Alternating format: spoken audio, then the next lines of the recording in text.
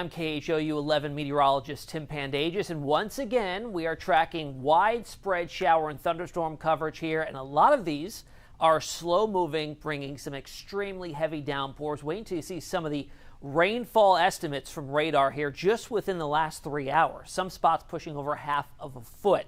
Here's current look at radar. Here we are at 1:07 in the afternoon. A lot of coverage out there, but there are still some spots that are dry. I do expect this to continue to get more and more active as storms overspread the region.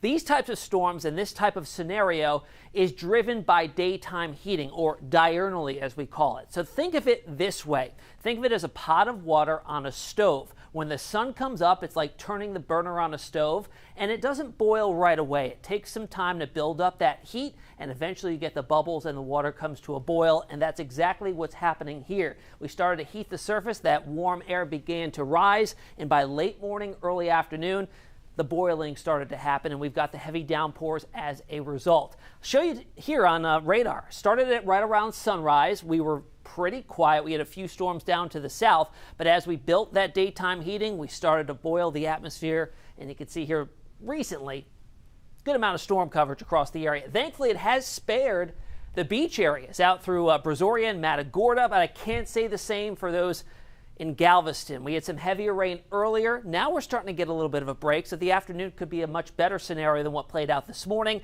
and those storms began to spread inland off to the north and northwest. Something interesting I want to point out to you here on radar, a loop over the last few hours. Notice this very narrow line that's getting picked up on radar as it pushes off to the northwest, racing out ahead of the storms itself. That's something called an outflow boundary. And what happens with thunderstorms as they build up and become vertically stacked, they eventually mature and then collapse. And as they collapse, that push down of air, that downdraft hits the ground and spreads out in all directions. And this is the radar picking that up because it kicks up some dust, some leaves, minor particles that gets picked up as a return on the radar screen. And a lot of times these act to kind of help develop storms out ahead of the main line. And as you can see, this push to the northwest, it's doing exactly that. As it moved through Richmond, you see a brand new line of developing thunderstorms there and heavier downpours, and that's heading towards the I-10 corridor and right through Katy. So we can expect some storms there. Katy has been pretty much dry through much of the morning. Now downtown Houston, especially north side right now, getting drenched with very heavy rain. That extends through Fairbanks and Jersey Village over through North Houston.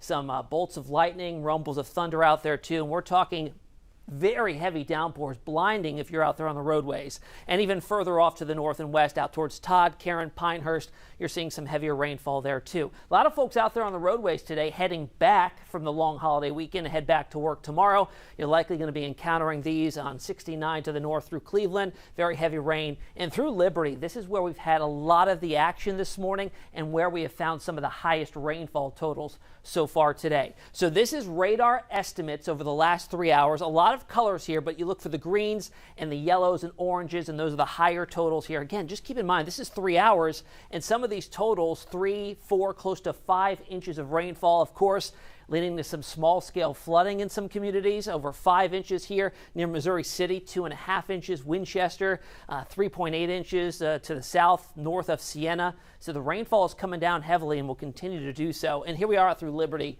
This is the jackpot here, over 6 inches of rain just so far today. So as we look ahead, what's going on here? Storms and downpours through the rest of the afternoon. As the sun sets, we turn that burner off on the stove.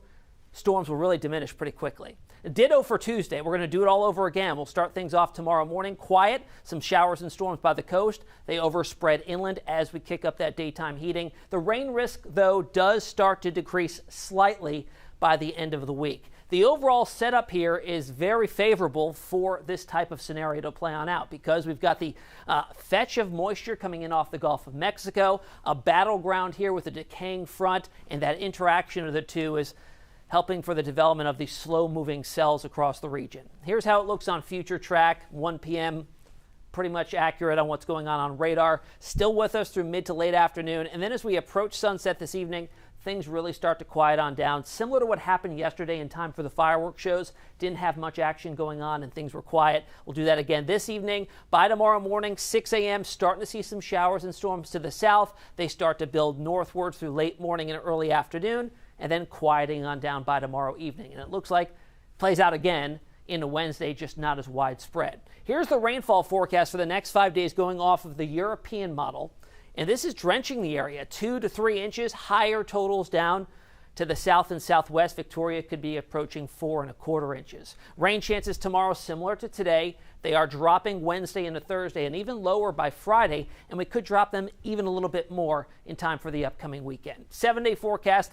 The silver lining to all this rain is we've kept temperatures below average. We should be around 94 this time of the year. We stay south of 90 through the rest of the work week, and by next weekend we get close to 90. It's still very, very humid out there, and we still carry the rain risk, but notice it does drop a little bit by the time we get towards next weekend. Again, I'm KHOU 11 meteorologist Tim Pandajis with your afternoon update.